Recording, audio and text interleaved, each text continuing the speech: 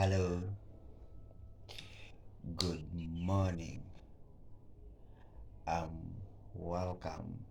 Today I want to learn about Happy Sabbath. Happy Sabbath. Because it is a Sabbath, and I want to show you how we sign Happy Sabbath, and then the greeting that goes for all the Seventh Day Adventists when they say Happy Sabbath, Happy Day.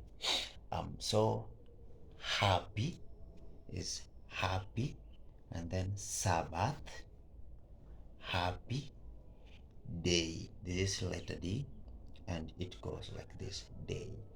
So the first sign for happy is happy, happy, and then Sabbath. The two index fingers, you rub them like Sabbath. So happy Sabbath, happy day. We saw you doing it in slow motion. Happy Sabbath, happy day. Thank you.